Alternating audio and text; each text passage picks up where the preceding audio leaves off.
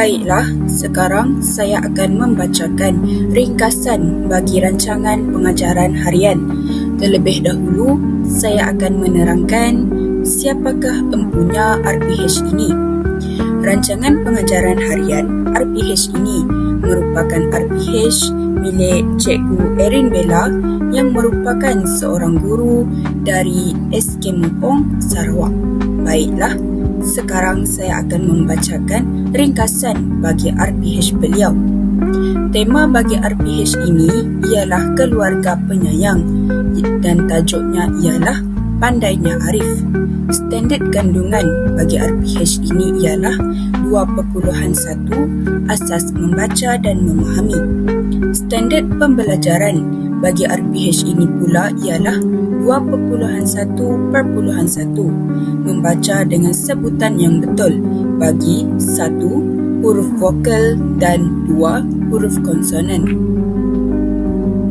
Objektif pembelajaran bagi RPH ini ialah pada akhir pengajaran dan pembelajaran, murid dapat yang pertama membaca 10 daripada 26 huruf dengan sebutan yang betul dan yang kedua mengecam dan menyebut huruf vokal dan konsonan dengan tepat. Assalamualaikum warahmatullahi wabarakatuh. Sekarang saya akan menerangkan bahagian pengenalan. Jadi, pelaksanaan pengajaran dan pembelajaran iaitu PDPC Bahasa Melayu tahun 1 pada 30 Mac 2026 memfokuskan kepada kemahiran membaca di bawah standard kandungan 2.0 iaitu pengenalan dan sebutan huruf vokal serta konsonan. Jadi objektif PDPC ini adalah untuk memastikan murid dapat mengecam dan menyebut sekurang-kurangnya 10 daripada 26 huruf dengan tepat dan jelas. Pelaksanaan aktiviti PDPC ini turut mengambil kira prinsip konstruktivisme di mana murid membina pengetahuan melalui pengalaman dan pembelajaran secara aktif serta selari dengan aras rendah dalam taksonomi Bloom iaitu meningkat dan mengingatkan dan memahami. Jadi secara keseluruhannya murid menunjukkan minat dan penglibatan yang baik khususnya melalui pendekatan didik hibur yang digunakan. Namun begitu, terdapat perbezaan tahap penguasaan dalam kalangan murid yang memerlukan guru mengadaptasi strategi pengajaran secara lebih fleksibel. Oleh itu, refleksi ini dijalankan bagi menilai keberkesanan PDPC serta mengenal pasti kekuatan, kelemahan dan cadangan penambahbaikan demi meningkatkan kualiti pengajaran dan pembelajaran. Baik, sekarang saya akan menerangkan kekuatan RPH yang digunakan. Jadi, pelaksanaan PDPC yang dirancang dalam RPH ini menunjukkan kekuatan yang jelas dari aspek perancangan dan struktur pengajaran. Susunan aktiviti yang sistematik bermula daripada pengenalan, diikuti dengan latih tubi, aktiviti permainan, pengukuhan dan penilaian membuktikan bahawa guru telah merancang PDPC secara tersusun dan berfokus. Objektif pembelajaran juga dinyatakan dengan jelas serta boleh diukur iaitu murid mampu mengecam dan menyebut sekurang-kurangnya 10 daripada 26 huruf dengan betul. Selain itu, perancangan ini selari dengan standard kandungan dan standard pembelajaran yang ditetapkan. Aktiviti yang dirancang juga disusun secara berperingkat daripada mudah kepada sederhana sekaligus membantu murid memahami isi pelajaran secara beransur-ansur. Susunan ini juga menepati hierarki dalam taksonomi Bloom iaitu khususnya pada aras mengingat dan memahami yang sesuai dengan tahap murid tahun 1. Di samping itu, kekuatan RPH ini turut terselah melalui pelaksanaan pendekatan pembelajaran berbeza atau diferensiasi.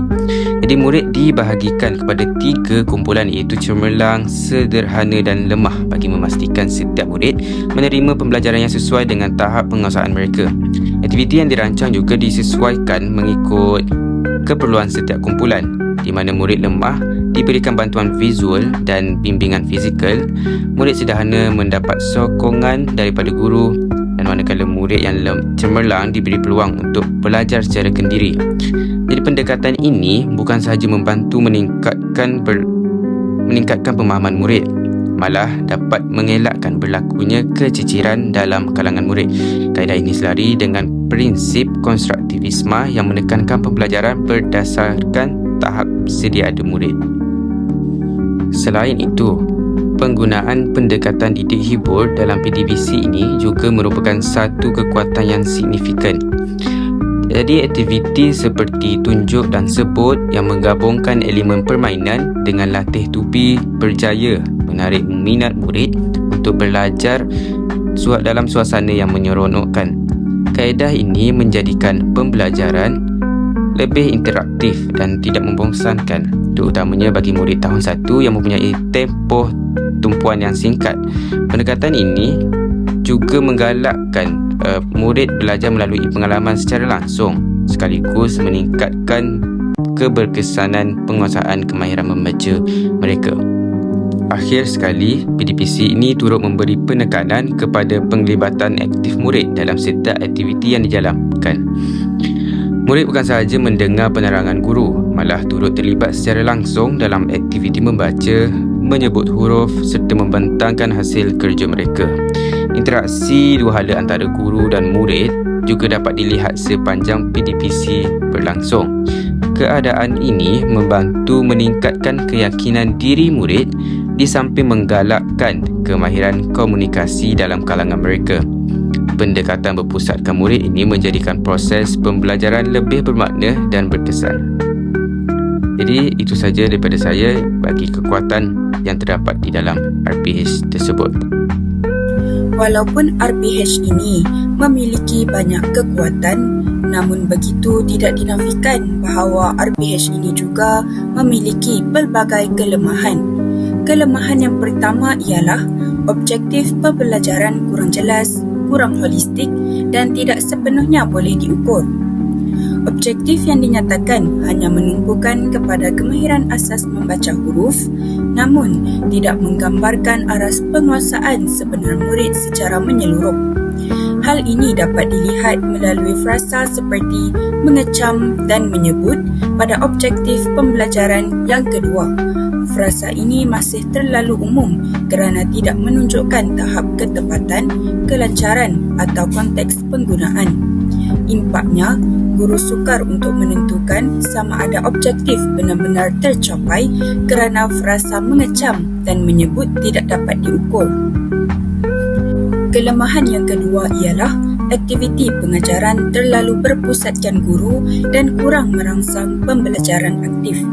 Walaupun terdapat pembahagian aktiviti mengikut langkah, namun begitu kebanyakannya masih menunjukkan dominasi guru dalam sesi pembelajaran seperti guru memimpin dan guru menunjukkan. Hal ini mencerminkan pendekatan tradisional yang kurang memberi ruang kepada murid untuk meneroka ilmu secara kendiri. Dalam konteks pengajaran abad ke-21, bab 21, murid sewajarnya terlibat secara aktif dalam sesi pembelajaran, berkolaborasi dengan rakan sekelas serta membina pengetahuan sendiri, konstruktivisme. Namun, dalam RPH ini, murid hanya bertindak sebagai penerima maklumat. Impaknya, murid akan berasa mudah bosan dan kurang bermotivasi dalam sesi pembelajaran. Kelemahan yang ketiga ialah tiada integrasi kemahiran berfikir aras tinggi, KEBAT. Hal ini dapat dilihat apabila keseluruhan aktiviti hanya tertumpu pada aras rendah dalam taksonomi Bloom seperti mengingat, mengenal huruf dan memahami, menyebut huruf. Dalam RPH ini, tiada elemen yang mencabar murid untuk yang pertama, mengaplikasi, iaitu menggunakan huruf dalam perkataan. Yang kedua, menganalisis, iaitu membezakan huruf vokal dan konsonan dalam konteks. Dan yang ketiga, mencipta, iaitu membina perkataan baharu menggunakan huruf vokal dan konsonan. Apabila guru tidak mengaplikasikan elemen KEBAT dalam sesi pembelajaran, maka perkembangan kognitif murid menjadi terbatas dan mereka tidak berupaya untuk berfikir secara kritis dan kreatif seperti yang dituntut dalam bab 21. Kelemahan RPH yang keempat ialah bahan bantu mengajar BBM kurang pelbagai dan tidak inovatif. Hal ini dapat dilihat apabila penggunaan BBM hanya tertumpu kepada kad huruf tanpa variasi lain yang lebih menarik atau interaktif. Dalam konteks murid tahun 1, rangsangan visual dan kinestetik sangat penting untuk mengekalkan fokus mereka. Dalam RPH ini juga, guru tersebut tidak menggunakan elemen digital dalam sesi pengajaran dan pembelajaran. Misalnya, tiada penggunaan teknologi seperti video atau audio mengenai huruf-huruf yang dipelajari. Oleh hal yang demikian, sesi pengajaran dan pembelajaran menjadi kurang menarik dan gaya pembelajaran yang berbeza seperti visual, auditori dan kinestetik tidak dipenuhi sepenuhnya. Jika terdapat kelemahan, maka kita perlu mengemukakan beberapa cadangan penambahbaikan untuk mengatasi kelemahan-kelemahan tersebut. Oleh yang demikian, cadangan penambahbaikan yang pertama adalah memperkukuh objektif pembelajaran secara spesifik, boleh diukur dan berfokus. Objektif yang baik perlu menggambarkan dengan tepat apa yang murid perlu capai serta tahap penguasaan minimum yang diharapkan. Dalam konteks ini, penggunaan prinsip SMART amat penting bagi memastikan objektif tidak bersifat umum atau kabur. Objektif yang jelas juga dan dapat diukur bukan sahaja dapat membantu guru merancang aktiviti yang selari, malahan dapat menjalankan pentaksiran dengan lebih adil dan sistematik.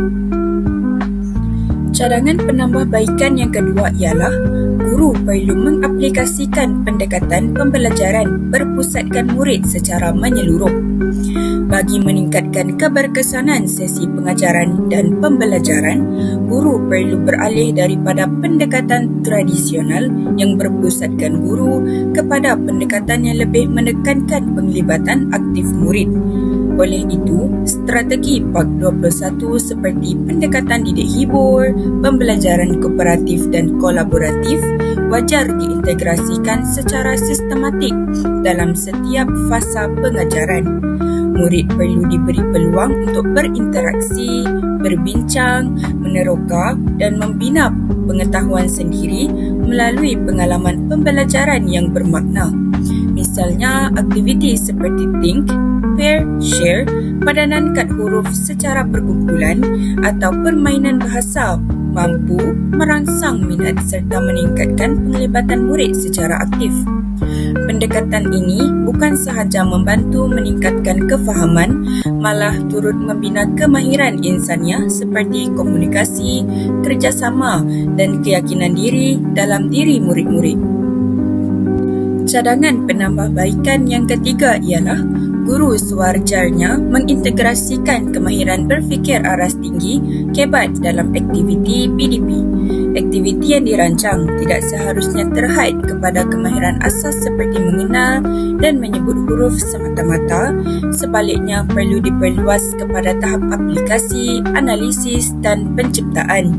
Oleh yang demikian, guru boleh mengemukakan soalan yang mencabar pemikiran murid seperti meminta mereka membina perkataan daripada huruf yang dipelajari, membandingkan perbezaan antara huruf vokal dan konsonan atau mengaitkan huruf dengan objek dalam persekitaran mereka. Melalui pendekatan ini, murid bukan sahaja menguasai kemahiran asas literasi, malahan turut dilatih untuk berfikir secara kritis dan kreatif. Hal ini selaras dengan aspirasi pendidikan yang menekankan pembangunan murid yang berfikiran aras tinggi dan mampu menyelesaikan masalah secara berkesan. Cadangan penambahbaikan yang terakhir ialah guru perlulah mempelbagaikan bahan bantu mengajar BBM secara kreatif dan interaktif. Penggunaan BBM yang pelbagai dan menarik amat penting dalam menarik minat serta mengekalkan perhatian murid, khususnya murid tahun 1 yang cenderung kepada rangsangan visual dan kinestetik. Oleh itu, guru perlu memanfaatkan pelbagai sumber seperti kad imbas berwarna, bahan maujud, video lagu huruf serta slide pembentangan tentang huruf vokal dan konsonan. Kepelbagaian BBM ini bukan sahaja menjadikan sesi pengajaran dan pembelajaran lebih menyeronokkan, malahan membantu murid memahami konsep dengan lebih mudah melalui pelbagai deria. Penggunaan teknologi dalam sesi pembelajaran juga dapat meningkatkan keterlibatan murid serta menjadikan pembelajaran selari dengan perkembangan semasa dunia pendidikan. Baiklah, ini merupakan salah satu contoh slide pembentangan yang boleh digunakan oleh guru dalam sesi pengajaran dan pembelajaran. Para guru boleh menggunakan slide pembentangan ini untuk memperkenalkan huruf vokal dan konsonan kepada para murid.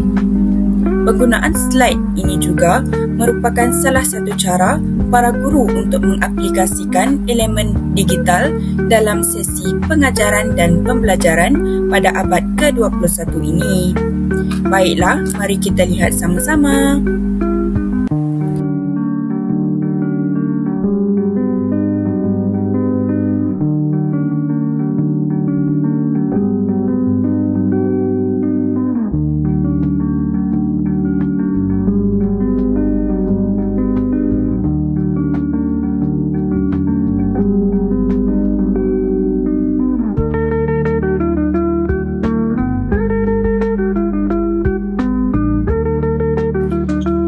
Jadi sekarang cadangan idea baharu yang terakhir, iaitu yang kelima, adalah pelaksanaan buddy system atau rakan sebaya.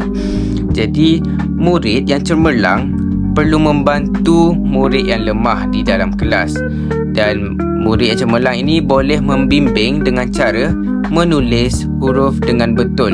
Jadi dalam perkara ini akan lebih berguna kerana murid-murid lebih selesa mempelajari atau diajar oleh rakan sebaya mereka berbanding dengan guru. Jadi aktiviti ini juga dapat membina keyakinan diri murid yang lemah, kerana sesetengah murid di dalam kelas tidak mempunyai keyakinan diri yang tinggi berbanding murid-murid yang cemerlang di dalam kelas. Jadi perkara ini dapat menggalakkan nilai kerjasama dan empati antara murid yang cemerlang dan murid yang lemah di dalam kelas, dan sekaligus dapat mengeratkan hubungan antara murid-murid di dalam kelas. Sekian sahaja daripada saya untuk cadangan idea baharu.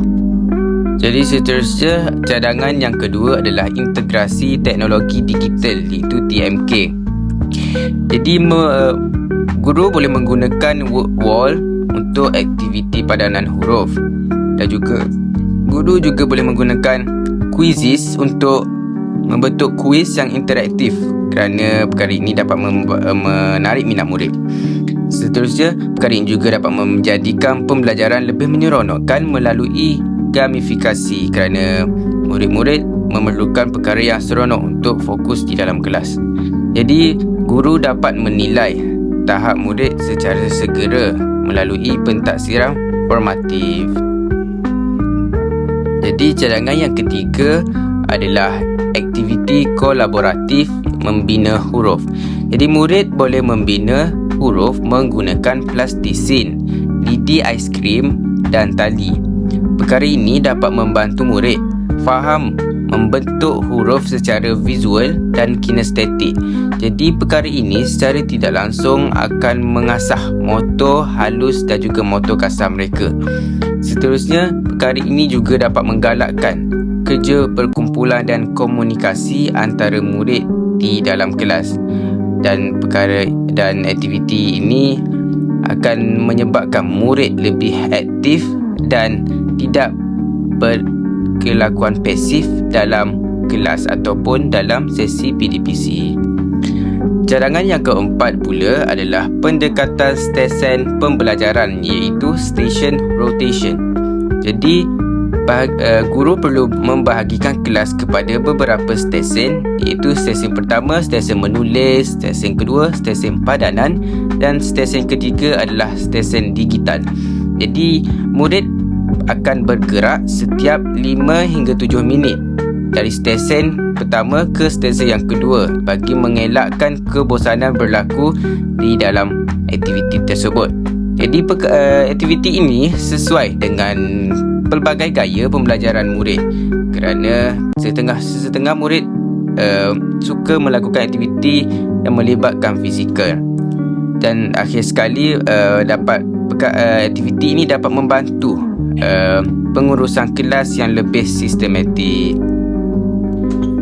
Jadi sekarang cadangan idea baharu yang terakhir, iaitu yang kelima, adalah pelaksanaan buddy system atau rakan sebaya. Jadi murid yang cemerlang perlu membantu murid yang lemah di dalam kelas, dan murid yang cemerlang ini boleh membimbing dengan cara menulis huruf dengan betul. Jadi dalam perkara ini akan lebih berguna kerana murid-murid lebih selesa mempelajari atau diajar oleh rakan sebaya mereka berbanding dengan guru. Jadi aktiviti ini juga dapat membina keyakinan diri murid yang lemah kerana setengah murid di dalam kelas tidak mempunyai keyakinan diri yang tinggi berbanding murid-murid yang cemerlang di dalam kelas. Jadi perkara ini dapat menggalakkan nilai kerjasama dan empati antara murid yang cemerlang dan murid yang lemah di dalam kelas, dan sekaligus dapat mengeratkan hubungan antara murid-murid di dalam kelas. Sekian sahaja daripada saya untuk cadangan idea baharu. Seterusnya, impak kepada guru. Yang pertama ialah meningkatkan profesionalisme guru. Pelaksanaan RPH membantu guru merancang pengajaran secara sistematik, tersusun dan berfokus. Guru bukan sahaja dapat menetapkan objektif pembelajaran dengan jelas, malah dapat menyusun isi pelajaran mengikut keutamaan dan tahap kesukaran yang sesuai dengan murid. Selain itu, RPH membolehkan guru merancang aktiviti yang selaras dengan standard pembelajaran serta memastikan setiap langkah pengajaran mempunyai tujuan yang tertentu. Keadaan ini secara tidak langsung meningkatkan tahap profesionalisme guru kerana pengajaran yang dilaksanakan lebih terancang, berkesan dan menepati kehendak kurikulum. Guru juga menjadi lebih yakin dalam menyampaikan pengajaran kerana telah membuat persediaan yang rapi sebelum memasuki kelas. Yang kedua ialah memperkukuhkan kemahiran pedagogi. Melalui pelaksanaan RPH, guru dapat memperkukuhkan kemahiran pedagogi dengan mengaplikasikan pelbagai strategi dan keadaan pengajaran yang bersesuaian dengan keperluan murid. Penggunaan kaedah seperti latih tubi, permainan bahasa dan perbincangan bukan sahaja membantu murid memahami isi pelajarannya dengan mudah, malah menjadikan proses pembelajaran lebih aktif dan menyeluruhkan. Guru juga berpeluang menilai keberkesanan setiap kaedah yang digunakan dan membuat penambahbaikan dari semasa ke semasa. Hal ini membolehkan guru menjadi lebih fleksibel dan kreatif dalam memilih pendekatan pengajaran yang lebih sesuai, sekaligus meningkatkan keberkesanan penyampaian ilmu. Yang ketiga, meningkatkan pengurusan bilik darjah. Aktiviti yang melibatkan aktif murid membantu guru menguruskan bilik darjah dengan lebih berkesan. Apabila murid terlibat secara langsung dalam aktiviti seperti permainan, perbincangan, mereka akan lebih fokus dan kurang cenderung untuk melakukan gangguan. Ini memudahkan guru mengawal disiplin kelas serta memastikan suasana pembelajaran kekal kondusif. Selain itu, guru juga dapat merancang pergerakan dan interaksi murid dengan lebih tersusun, sekaligus mengelakkan kekeliruan atau kekacauan dalam kelas. Pengurusan bilik darjah yang baik juga membantu meningkatkan keberkesanan PDP kerana murid dapat belajar dalam persekitaran yang selesa dan terkawal. Seterusnya, yang keempat ialah membantu mengenal pasti tahap penguasaan murid. Melalui pemerhatian semasa aktiviti PDP dijalankan, guru dapat mengenal pasti tahap penguasaan murid secara lebih menyeluruh dan berterusan. Guru dapat melihat dengan jelas murid yang telah menguasai kemahiran, murid yang masih sederhana, serta murid yang memerlukan bimbingan tambahan. Maklumat ini sangat penting bagi membantu guru merancang tindakan susulan yang bersesuaian seperti aktiviti penggayaan untuk murid cemerlang dan aktiviti pemulihan untuk murid lemah. Selain itu, guru juga dapat menilai keberkesanan pengajaran yang dijalankan dan membuat penambahbaikan jika perlu. Pendekatan ini memastikan tiada murid tercicir dalam proses pembelajaran. Yang kelima ialah meningkatkan kreativiti dan inovasi guru. Pelaksanaan RPH mendorong guru untuk menjadi lebih kreatif dan inovatif dalam merancang serta menyediakan bahan batu mengajar. Guru perlu menghasilkan bahan-bahan yang menarik seperti kad imbas, gambar berwarna, carta atau bahan interaktif bagi menarik minat murid. Selain itu, guru juga boleh mengintegrasikan elemen permainan dalam PDP untuk menjadikan pembelajaran lebih menyeluruhkan. Dengan ini, usaha ini bukan sahaja meningkatkan minat murid terhadap pembelajaran, malah membantu mereka memahami isi pembelajaran yang lebih mudah. Kreativiti guru dalam merancang aktiviti juga dapat mewujudkan suasana pembelajaran yang lebih dinamik dan tidak membosankan. Seterusnya, yang terakhir adalah meningkatkan kepekaan terhadap keperluan murid. RPH membantu guru menjadi murid lebih peka terhadap perbezaan individu dalam kalangan murid, termasuk dari segi kebolehan, minat dan gaya pembelajaran. Guru juga dapat menyelesaikan kaedah pengajaran dan aktiviti yang dirancang mengikut tahap kebolehan murid agar semua murid mendapat peluang pembelajaran yang lebih adil. Sebagai contoh, murid yang lemah boleh diberikan bimbingan tambahan, manakala murid yang cemerlang boleh diberikan aktiviti penggayaan. Kepekaan ini penting bagi memastikan proses PDP lebih inklusif dan berkesan. Selain itu, guru juga dapat membina hubungan yang lebih baik dengan murid kerana memahami keperluan dan potensi secara individu. Terakhir ialah kesimpulan yang saya dapat sebutkan sini. Pelaksanaan rancangan pengajaran harian ini memberi impak yang positif kepada guru dari segi peningkatan profesionalisme, kemahiran pedagogi dan kecekapan pengurusan bidarjah. Guru dapat merancang pengajaran yang lebih sistematik menggunakan pelbagai kaedah pengajaran serta mengawal tingkah laku murid dengan lebih berkesan melalui aktiviti yang melibatkan penglibatan aktif. Selain itu, guru juga dapat mengenal pasti tahap penguasaan murid dengan lebih jelas dan merancang aktif pengayaan serta pemulihan yang sesuai. RPH ini turut mendorong guru menjadi lebih kreatif dan inovatif dalam menyediakan bahan bantu mengajar, di samping meningkatkan kepekaan terhadap keperluan murid yang berbeza. Walau bagaimanapun, guru juga menghadapi cabaran seperti kekangan masa, penyediaan bahan dan penggunaan teknologi. Secara keseluruhannya, RPH ini merupakan perancangan pengajaran yang baik, tersusun dan sesuai dengan tahap murid tahap 1. Walaupun terdapat beberapa kelemahan, penambahbaikan dari segi teknologi, kreativiti dan pentaksiran dapat meningkatkan keberkesanan PDP. RPH ini juga menjadi panduan penting kepada guru dalam melaksanakan pengajaran yang berkualiti. Kejayaan PDP bergantung kepada pelaksanaan guru yang berkesan, dan melalui RPH ini juga murid dapat menguasai kemahiran asas membaca serta membina asas pembelajaran yang kukuh untuk masa hadapan.